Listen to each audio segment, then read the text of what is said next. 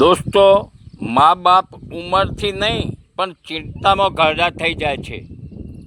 જ્યારે એક બાળક રડે છે ને ત્યારે પૂરા એરિયાને ખબર પડે છે, પૂરો એરિયા, પૂરી સોસાયટી સાંભળતી હોય છે. પરંતુ જ્યારે મા બાપ રડતા હોય છે ને ત્યારે બાજુવાળા પણ સાંભળતા નથી. તર્કશક્તિ એટલે કે વિચાર શક્તિ એક એવો દીપક છે, એક એવો દીવો છે જે તમને અંધવિશ્વાસ, પાખંડવાદ અને ગુલામીની જંજીરોમાં તમે જે જકડાયેલા છો ને તેમાંથી તમને બહાર કાઢે છે. જે સમાજ તર્કશક્તિ નથી અપનાવી શકતો, વિચારશક્તિ નથી અપનાવી શકતો ને તે સમાજની કોઈ દિવસ પ્રગતિ થતી નથી. અને તર્કશક્તિ અપનાવો પછી ભલે તે તમારી ધર્મ અને જાતિની વિરુદ્ધમાં જ કેમ ના જતું હોય, પરંતુ તર્કશક્તિ અપનાવો અને ગુલામીની જંજીરોમાંથી બહાર નીકળો. જિંદગીની અંદર દુઃખ બધાને થાય છે દોસ્તો. જ્યારે કોઈ કૂતરો અડધી રાતે રડતો હોય છે ને ત્યારે બધા એવું વિચારે છે કે અપશકન કરી રહ્યો છે, પરંતુ એવું નથી વિચારતા કે તે ભૂખ્યો પણ હોઈ શકે છે.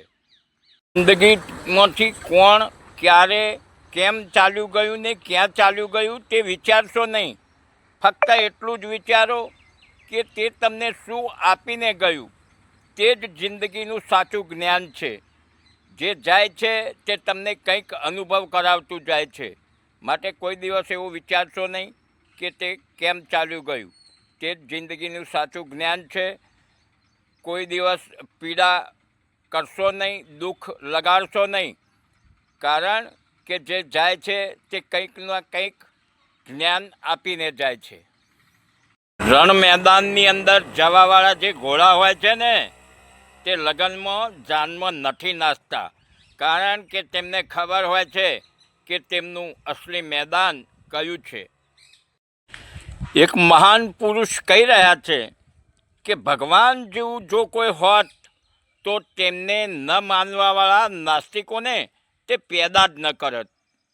એ જરૂરી નથી કે માણસ રોજ મંદિરમાં જાય, પરંતુ માણસના કર્મ એવા હોવા જોઈએ ને કે તે જ્યાં જાય ત્યાં મંદિર બની જાય. ચંદ્રગ્રહણ અને સૂર્યગ્રહણ છે ને તેનાથી કંઈ નુકસાન નથી થતું, પરંતુ તે અંધવિશ્વાસ છે. ચંદ્રગ્રહણ ને સૂર્યગ્રહણ થવું તે વૈજ્ઞાનિક કારણ છે અને તે પરંપરાગત ચાલ્યું આવે છે, પરંતુ અંધવિશ્વાસ છે કે ચંદ્રગ્રહણ અને સૂર્યગ્રહણ તે માણસ જાતિને નુકસાન કરે છે. તે જાણકારી ન હોવાથી આ અંધવિશ્વાસ ફેલાયેલો છે.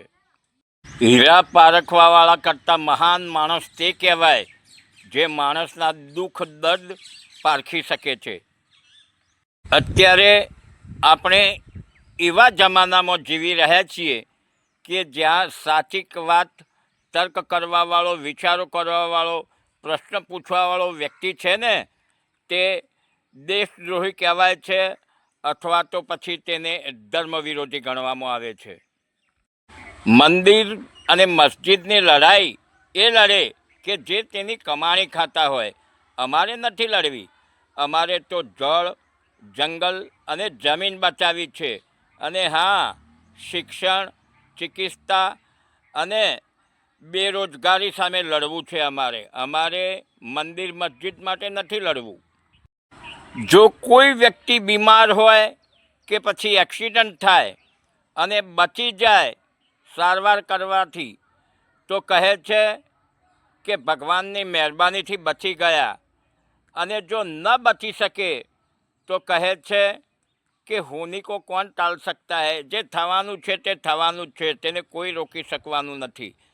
આ બે શબ્દો જે રહ્યા ને તે આપણને અંધવિશ્વાસમાંથી બહાર નથી નીકળવા દેતા. વાત સમજવા જેવી છે દોસ્તો.